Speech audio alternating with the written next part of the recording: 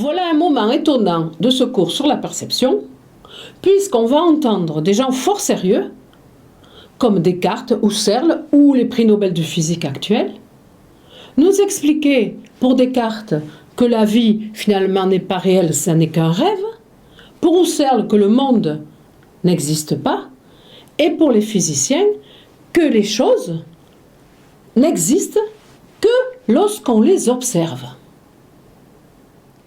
Jusque-là, nous avons vu que les sens n'étaient pas fiables, qui nous entraînaient à des erreurs. Mais est-ce que ce sont vraiment les sens les coupables? Écoutez ce que dit Rousseau à propos d'un bâton qu'on plonge dans l'eau et que l'on voit briser alors qu'il ne l'est pas. Il dit: un enfant va dire « le bâton est brisé ». Est-ce que c'est une erreur de sensation? Non, parce qu'il la voit briser, l'image du bâton. Il voit un bâton brisé, sa sensation, il la donne de façon véridique. Ce qui est faux, c'est lorsqu'il dit « le bâton est brisé », c'est-à-dire lorsqu'il va porter un jugement, lorsqu'il va commencer à raisonner. Dire « je vois un bâton brisé » est vrai, dire « le bâton est brisé » est faux. Vous comprendrez en lisant le texte de Rousseau qu'il y a une différence entre sensation et perception. Lorsque je vois une table en bois bleu, du point de vue des sensations, je vois la couleur bleue, je sens du bois, je sens l'odeur du bois peut-être, je vois une forme rectangle. La perception, c'est dire c'est une table bleue, rectangulaire. La perception, elle opère quoi? Elle opère un rassemblement des données, des sensations. Percipere, ça signifie en latin prendre ensemble. Elle opère un rassemblement et elle opère aussi un tri. Parce que ce qui est autour de la table, au moment où je vois la table, il y a bien d'autres choses, que je vois le mur qui est derrière, le soleil, la personne qui y est assise, etc.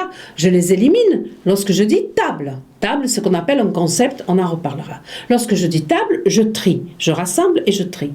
Donc l'acte de perception n'est plus un acte physique de sensation, mais un acte de type intellectuel, il a quelque chose à voir avec notre raison. Cette synthèse que nous faisons lorsque nous percevons, lorsque nous rassemblons des sensations. Cette synthèse, elle vient du fait que nous reconnaissons la table.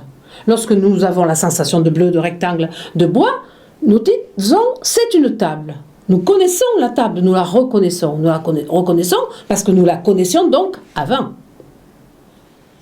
Que nous connaissions les choses avant de les rencontrer dans l'expérience sensible, c'est ce que pense Descartes. Et en cela, il rejoint Platon et je vous renvoie à l'allégorie de la caverne.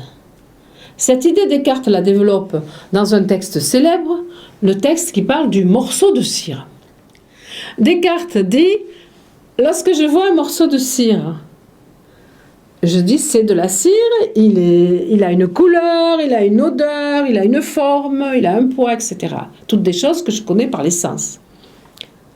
Si je chauffe cette cire, elle fond, elle change de forme, d'odeur, de couleur, etc. Et pourtant, c'est encore de la cire. Donc, ça ne peut pas être mes sensations, ça ne peut pas être l'expérience sensible qui m'a donné cette connaissance de la cire, qui m'a fait nommer la cire. C'est nécessairement un acte, quelque chose qui vient de ma raison. C'est ce que disent les rationalistes, les idéalistes, comme Descartes ou Platon. Pour eux, nous avons dans notre raison des connaissances a priori, c'est-à-dire avant toute expérience concrète. Souvenez-vous, dans la caverne, nous connaissions les idées, dans notre dos là, avant de rencontrer leur pâle image au fond de la caverne. Et Descartes illustre cette idée dans un texte célèbre que vous avez tout intérêt à lire et à citer éventuellement dans un devoir, qui parle d'un morceau de cire que l'on nomme comme cire, puis qui fond, qui perd toutes ses caractéristiques sensibles, et pourtant on dit encore que c'est de la cire. Donc, dit-il, c'est que nous avons l'idée de cire en nous, de manière innée, dans notre raison, en dehors de toute expérience sensible. En résumé, nos sens nous trompent.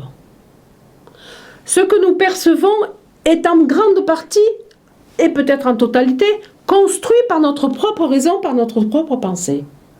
Le pas est vite franchi, et ce qu'on appelle les sceptiques le franchissent vite, pour aller déclarer que le monde perçu, la réalité telle que nous la percevons, n'existe pas.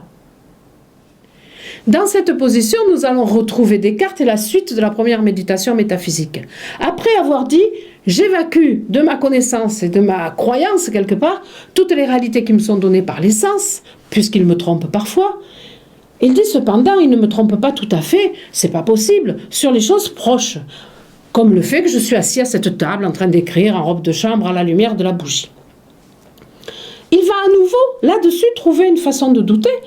Il va dire, je suis un homme, j'ai l'habitude de dormir, et quand je dors, j'ai l'habitude de rêver, et quand je rêve, j'ai l'habitude de croire à mon rêve. C'est-à-dire que si c'est triste, je pleure, si ça fait peur, j'ai peur.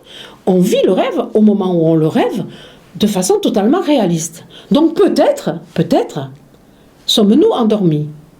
Dès l'instant où je peux douter, à ce moment-là, j'évacue de ma connaissance et de ma croyance les choses dont je peux douter. Donc, je vais faire comme si, effectivement, nous étions en train de dormir.